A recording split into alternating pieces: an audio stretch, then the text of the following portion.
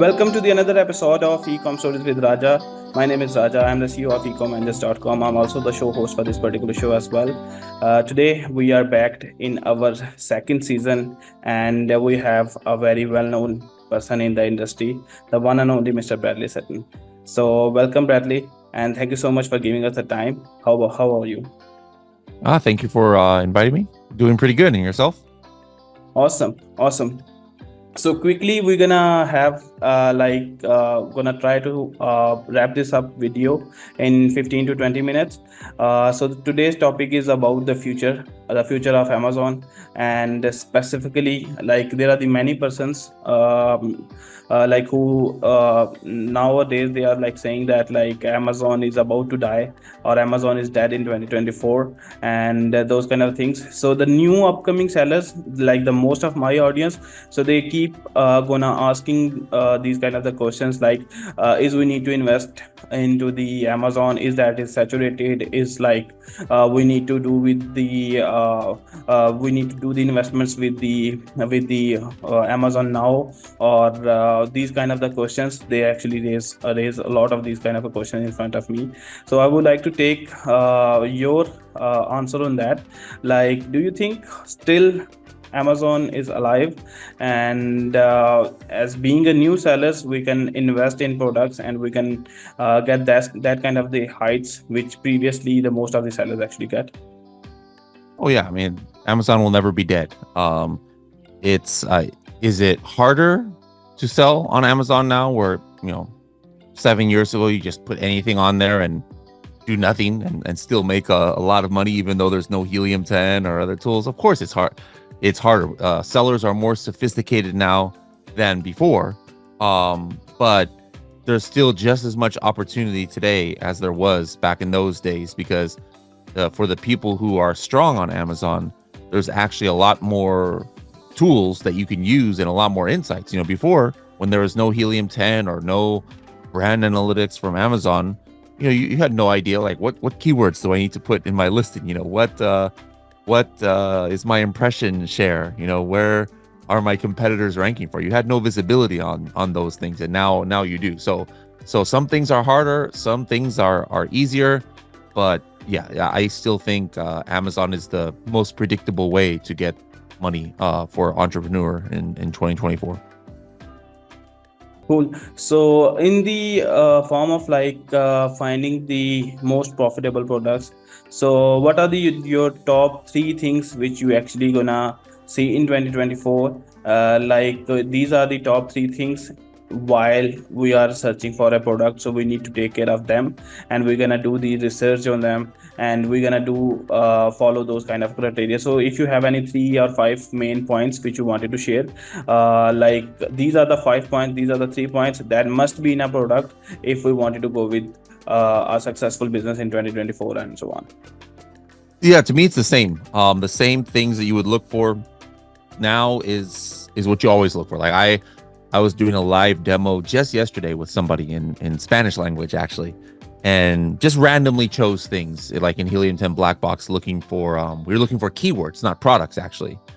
And we found one where there's only like one good keyword for it, but the amazing thing is it's a brand new kind of product. It was something about like taking care of meat that you're going to barbecue.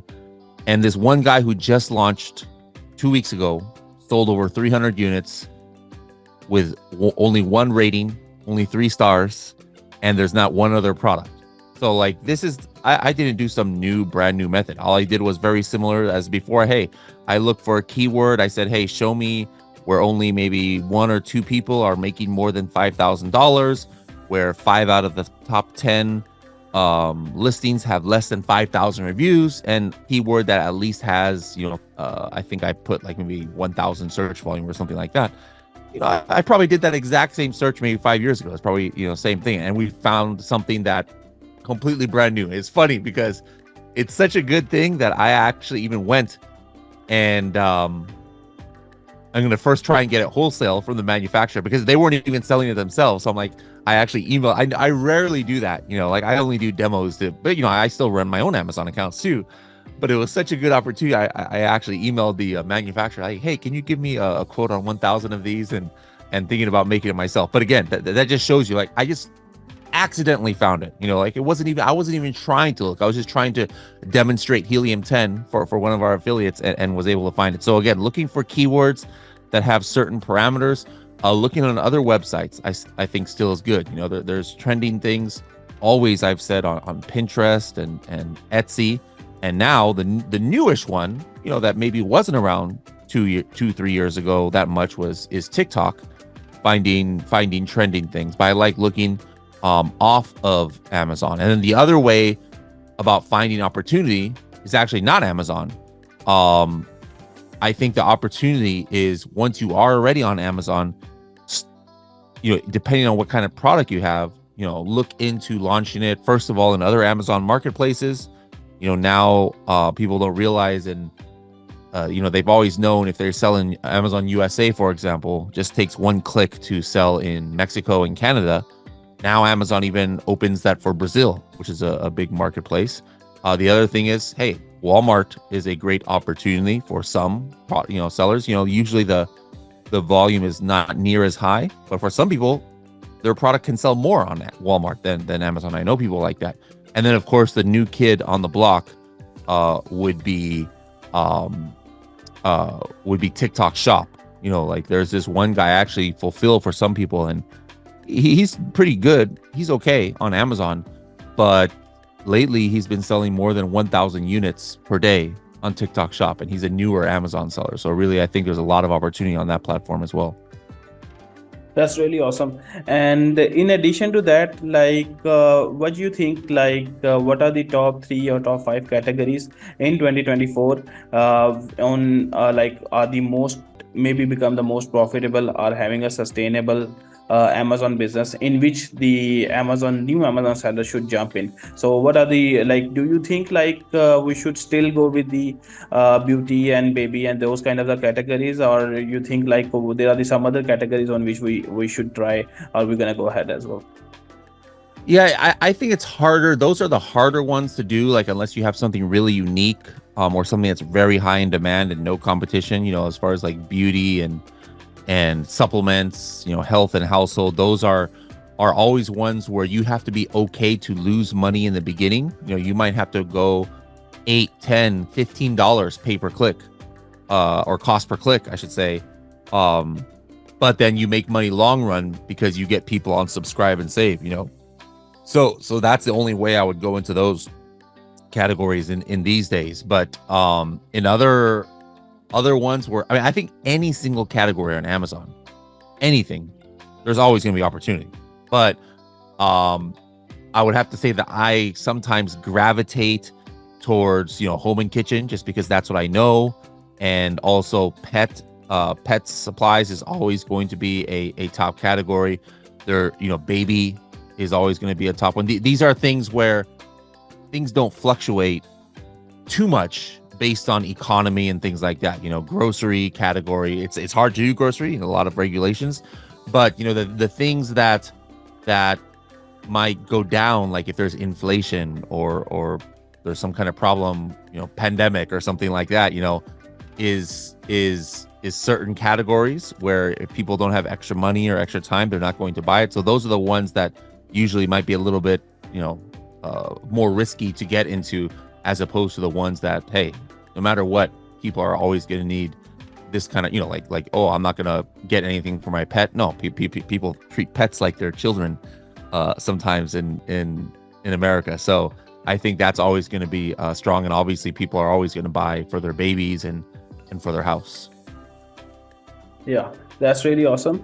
And the last question probably will be around the Amazon new feces and their comparison with the Walmart and the other stores. So Amazon is like trying to maybe change some kind of the feces, or maybe increasing their CPC or that kind of stuff.